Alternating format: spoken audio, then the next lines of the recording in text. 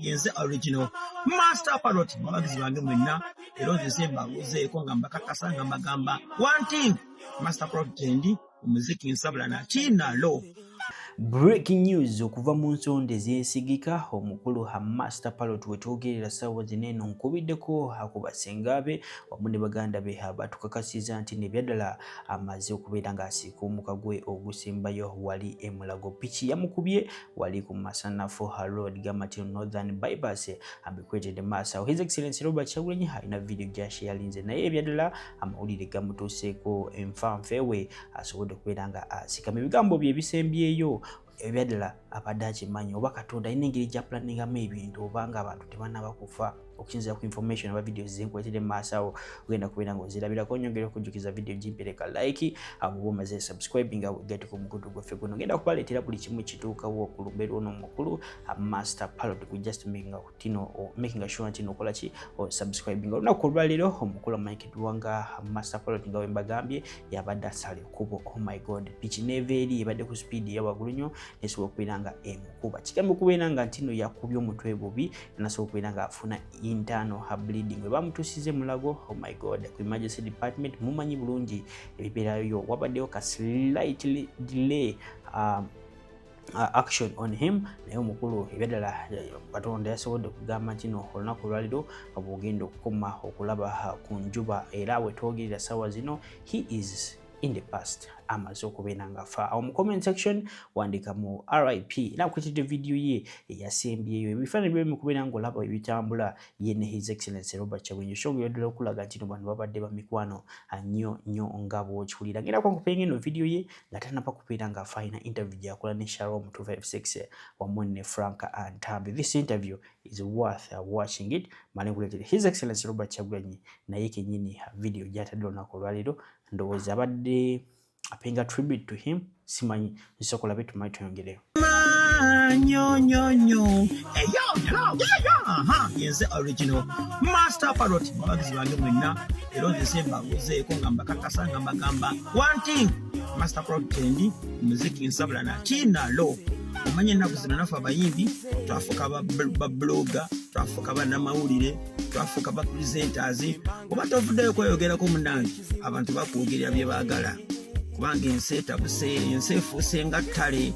Buli kintu kituufu, buli kintu kikyamu, buli muntu mutuufu, buli muntu mukyamu n'atalinako opinion.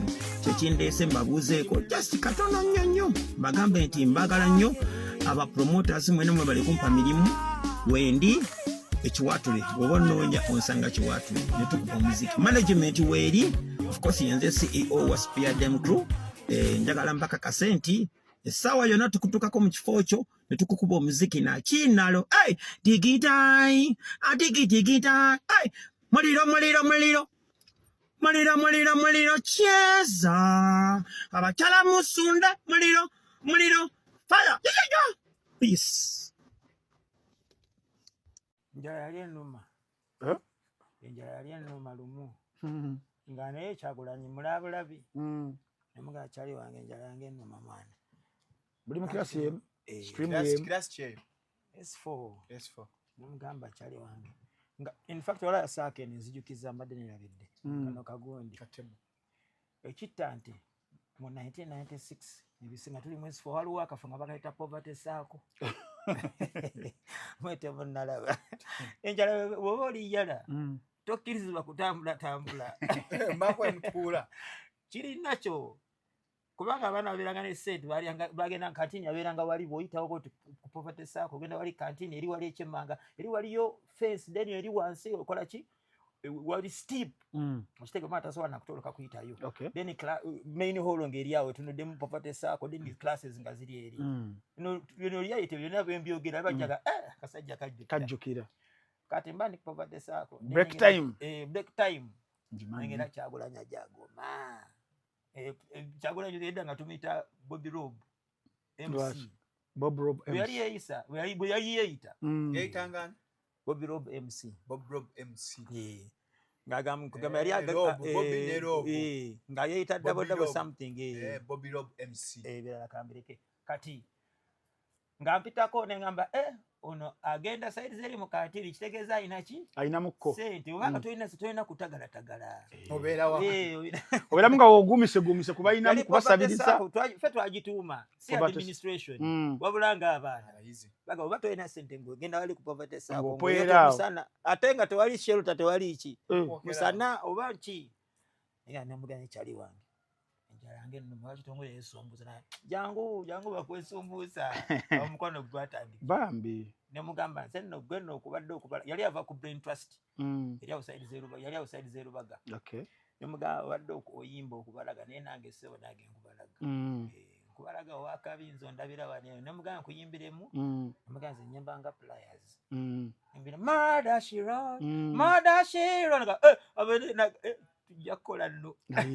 netandikira okay neifa netubikyusa mu class natandika kutuula abantu close ku desk yemu almost the rest is history awo nyini mukira mu kibiina Alright, nga tubitadde ku mobile nyongera okujjukiza His Excellency Robert Kyagulanyi was a true friend to Master Parrot. Video njagala ogyetegereze nayo His Excellency Robert Kyagulanyi tatera kuwaana abantu mu interview ye naye watuukira okuwaana.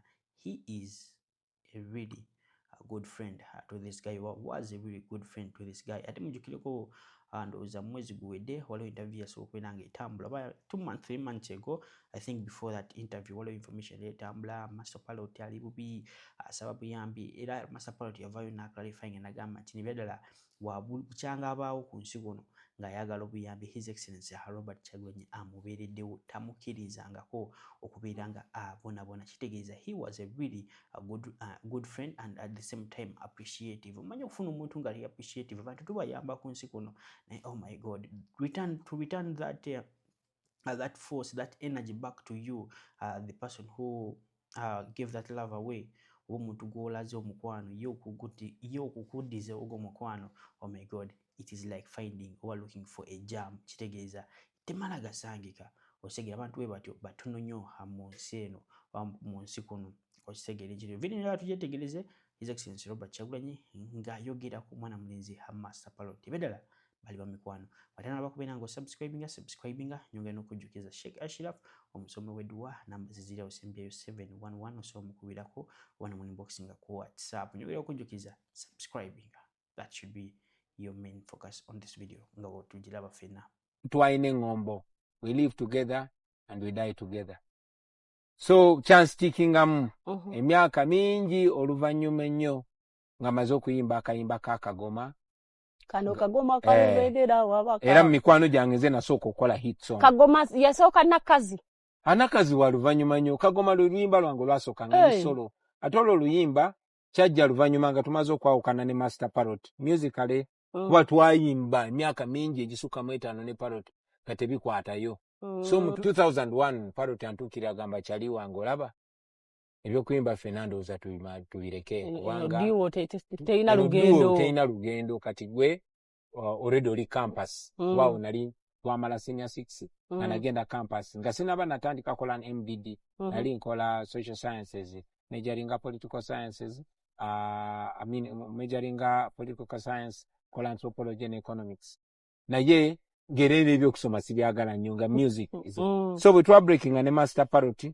on principle twasigala tuli ba mukwano nene tugenda solo nagoyenga solo nange nengoyenga solo so ze ningenda neneya nenkola yakayimba akasobola okunsustain kuba kiringa radio ne Wizo bwe banayawukana naye ennyimba zonna ze balina za babiri so ennyimba zonna ze twalina zaali za babiri ze ne Parrot kati ningina nentandika kuyimba nnyimba mpya olimba lwe nasooka okuyimba baali baluyita akagoma boom nerukuba lwakuba nonga simanyi na kumanya kuba nali sigenda mu disco naye bangamba oluyimba lw'otuwulira eyo anyway mpozi lutandika lutya kyemmanyi ku nnyimba zo zirinaka bambadadadada zirina ashindala babbaboyo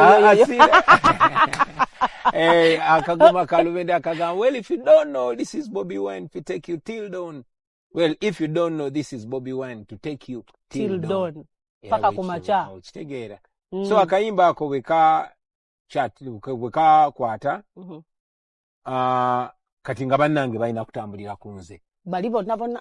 Ngera bwe kiri mu ghetto nti omu bw'akwatayo you know yaba asambira banna akaji kati awo mikwano gyange Tulmani Bashama Dread n'abalala ne banjoining eventually ne Master Parrot naye n'akomawo you know nairanga sometimes tuimba naye sometimes. Abalungi abatuuliriza era abatulaba olunaku olwaleero tuchaddeko ewa Sheikh Ashraf Dembe. Sebo sanyusa okubalaba amannya agange Seeka Ashraf Dembe akola ku bizibu by'enjawulo omuntu singa balina ebirwadde musomereddwa tumwa amazzi ga lukuya nga bw'obadde ogalaba tugenda abantu ku kyoto ne twokya emizimu emibi egibabaamu n'okulombeddwa abantu singa abeera ng'ali wano atuuse sobola okumulombereddwa ne waba atatuuse nga mpadde amanya ge ngali wala manetaze enamba yange yenu eri 0707763711 namwe banyinaffe abali ebweru oyagala okuba nti oyagala okulombera ku ddwa ng'olina ebizibu visa zibuze amakaga kolongotana sente zikola zimpita mu ngalo ojja kumpereza ekifaananyi kyo n'amanyago ebyo byokka bijja kumala nja kulombera eddwa ojja kutereera olunaku olusembayo mu mwezi mba n'eddwa eyawamu ffenna n'abalwadde bange abakadde n'abapya. Assalamu alaikum warahmatullahi wabarakatuh.